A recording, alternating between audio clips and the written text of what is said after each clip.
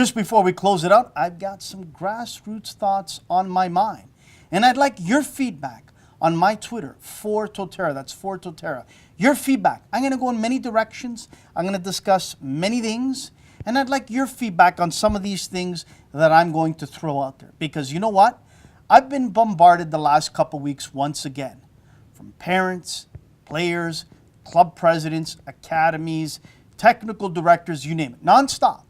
Nonstop, I'm getting phone calls, text messages, emails. I kid you not. I wish I could put them all out there, but this continuously buzzes with people that are frustrated, upset, disgusted, embarrassed, fed up, tired of all these imposters. And really, all I tell them, each and every one of them, is stand up, speak up, stop being afraid that you're going to be putting on the spotlight on you, that others will then make you to feel the bad person. Don't feel that if you speak up, you're going to have to now be concerned about your son or daughter, what's going to happen to them because you spoke up or you have seen something that is not right.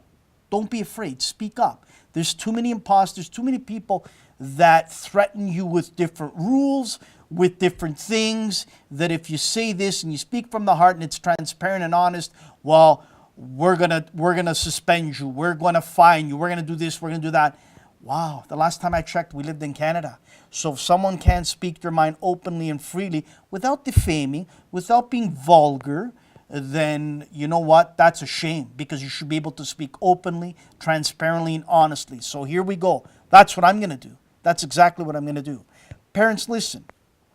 Before registering with any club or academy, ask them this: have they developed players to go play in Europe, South America, MLS, and other parts of the world? If they say yes, please ask them to show you a list or give you a list of players that have come through their club. And if you see that they've only got, let's say, a handful, 4 or 5, and they've been in business for 20, 30, 40 years, walk away. Run away, better yet. Don't go there. Because if you're serious as a parent for your son, your daughter, to develop into a professional, and they want to play overseas, here in North America, Mexico, wherever, then you need to ask these questions. And if that club or academy can only show you 4 or 5 that have gone on to success, run away. That's not the club for you. That's not the club for you. Club presidents, ask yourself this, along with your board members. They have to ask this as well. Are you happy just being a club that caters to, the house league program, the seniors program in your club? Or are you a club that wants to seriously think outside the box and get to the highest level possible in developing coaches, in developing players? If the answer is yes to the latter part, fantastic. If they give you the answer of, well, we're happy just with what we have, which is the house league, the over 35 league, the Little Tykes League, we're happy with that. Nothing wrong with that. God bless the club and academies that do that. No problem with that whatsoever. But they need to put the cards on the table. And you as the club president and the board members have to distinguish what you are. And when this club was started, why was it started? And what were the reasons it was started for? Was it for this direction or for that direction? You need to ask that. Next, let's get the elephant out of the room. Let's talk about it right now, because the elephant is in the room, but let's get the elephant out of the room. I believe in Canada, it's sad to say this, that the game I love, the game that my sons love, the game that many of you love out there, has become the game of the rich. And only the rich kids can play. And it's sad to say that, but it's become that. And I'll tell you why. When you're dishing out 4,000, 5,000, some cases even 6,000, if you incorporate whether it's a couple pairs of shoes, the travel, this and that, you can get up to about 6,000 a year. And if you can tell me that some of the kids that live in some of the, areas of this country that are really in bad shape, and they're living in a household with one parent or with two parents that are working 2-3 jobs just to put food on the table, and they can't afford to play. But I can guarantee you a lot of those kids that can't afford to play are better, much, much more better than some of the rich kids. We've lost it. We've completely forgotten about what this game is all about. I believe each and every kid should be allowed to play the game that they love. If it's soccer, then they should be allowed to play. Take the money figure out of it, because it's sad when I see the kids can't afford to play. This kid came up to me. He was 14 years old. And his parents were right there. And he said, "Mr. Totera, I'd like to ask you a question in front of my parents because I don't want them to ask, but I'll ask it." I said, "What is it?" "We can only afford," it breaks my heart to say this, $1,200. I'm at an under 14 age level. I think I'm pretty good. I love the game. I work hard at it, but my parents cannot give any more. We have too many other responsibility, whether it's the home, my other siblings, on and on. We just can't pay more than this." I was flabbergasted. I was almost in tears. And I know some of the clubs, many of the clubs, have a financial support system to help out some of these kids. And I'm grateful and thankful that some of them can do that, and some clubs and some academies. And I know a lot of coaches and a lot of technical directors very quietly, without many people knowing, do this out of the goodness of their heart. They'll write the remainder of that money that's owed, or they'll write the full amount. They'll take the cash out of their pocket.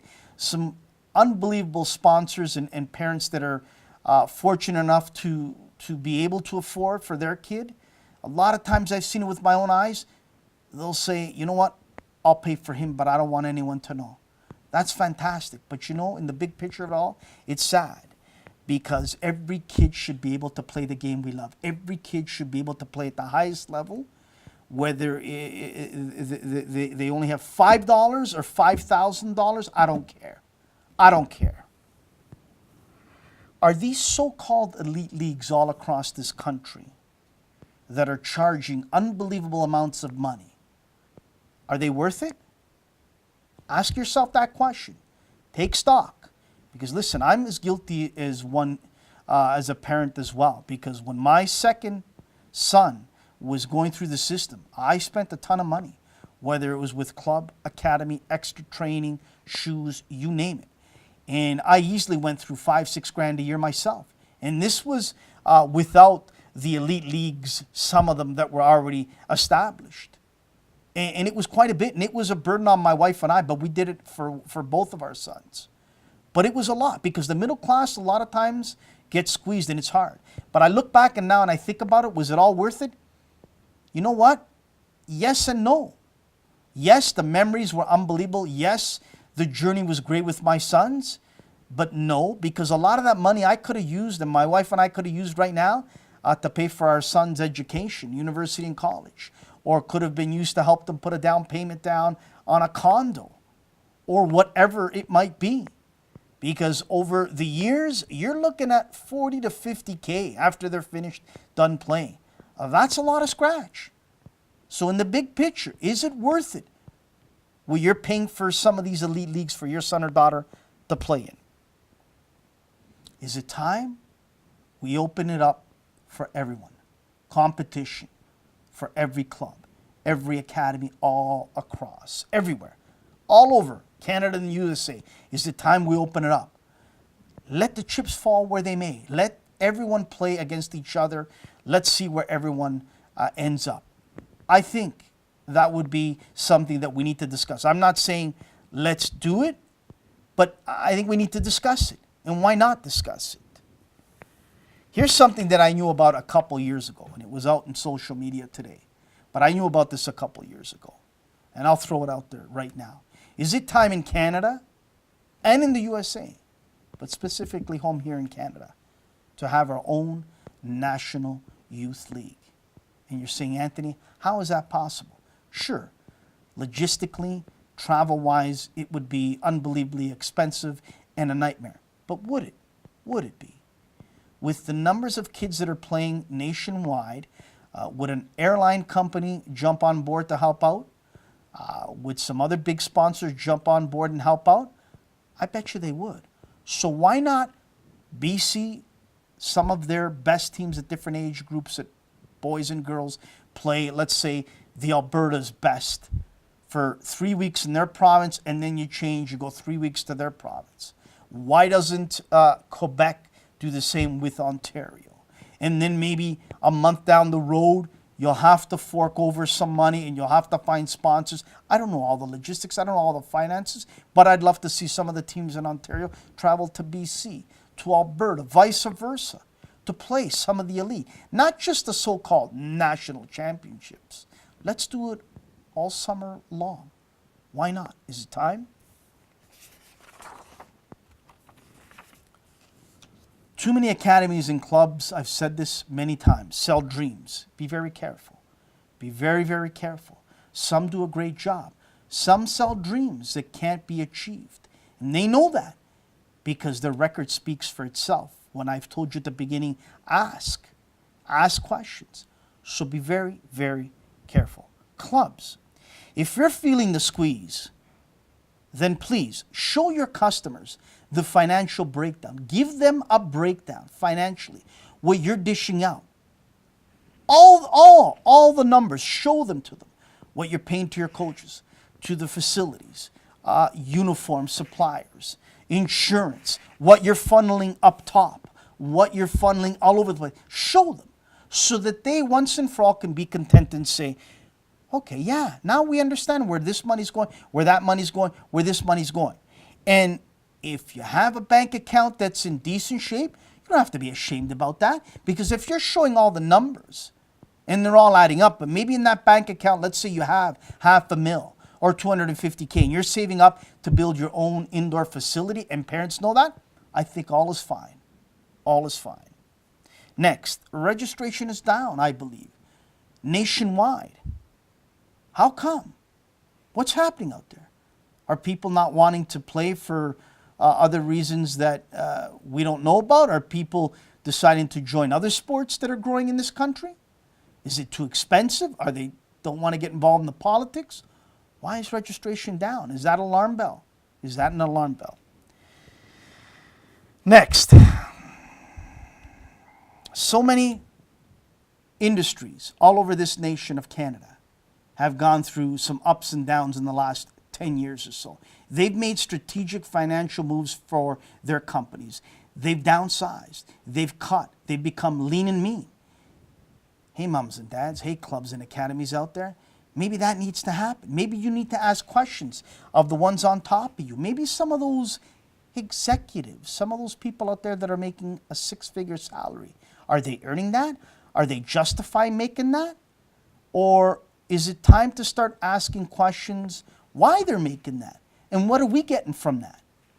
Start asking. A couple more points and we're done. Every club, every academy should be challenging itself each and every day by listening to its technical director, its coaches, its parents, its members, and not being afraid to digesting and understanding some of their concerns. And if they have legitimate concerns and they believe that certain things should change for the better, and you know that deep inside your heart, but you don't want to do it because you're afraid and you like to continue on that line and keep status quo, then shame on you. You're not a serious club. You're not a serious academy. If you are, you're not afraid to say, you know what? Mea culpa, we're going to change. We're going to do what's right. I don't care. We'll swallow some of our pride. Think about that. Mums, dads, clubs, academies. Are you fed up? Are you fed up? Are you tired? Then I've said this time and time again. Stop being like sheep. Start speaking up. Start standing up for what's right. Start asking questions of people that are on boards in your clubs, people that are running academies, people that are making big-time decisions in regards to your son or daughter's development in the game that we all love. Ask them, why are you on this board? Is it for a personal hidden agenda? Why are you making decisions that you're making? Is there reasons that we don't know why? Ask, ask, ask, ask. Don't be afraid that the spotlight will be turned on you. Don't be afraid. Don't. I have a feeling too many like to hold on desperately, dearly to their jobs. They don't want to shake, rattle, and roll. They don't want to go outside of their box. They're afraid. They're afraid. Don't be afraid. Stand up for what you believe in. And if you're doing something that you believe is right, challenge, debate, discuss, go at it. But never, ever be afraid. Last point. It's come time in this country that we do what's right. We must have the vision all united as one. We must band together and do what's right for the players, for the young boys, the young girls, the young men, the young women. Why did you put them in this sport? Why did you start this club? Why did you start this academy? All these questions need to be answered. And if they're answered properly in your heart of hearts for the right reasons why you started that club, why you put your son and daughter in the game, on and on and on, then I think we'll start finally swimming upstream instead of continuously going downstream like we've done for so long. Don't be afraid out there. Speak up. There's too many imposters, too many people that really are there taking up too much space, too much time, and aggravating and stressing people out. And a lot of them, unfortunately, have come from other backgrounds, other sports, other walks of life, and they're making big decisions in the game that we love in this country, and they're not listening. Because I've said this time and time again, you out there, they consider you a nobody. They consider you just a number. Just a number. Well, you need to wake up out there. You need to start organizing together. You need to start banding together. We need to be united. We need to have a vision. We need to be all on one page when it comes to what is right for the player and what is most important for the player and how can we help these coaches. That's it. Your thoughts out there on For Totera, I'd love to hear.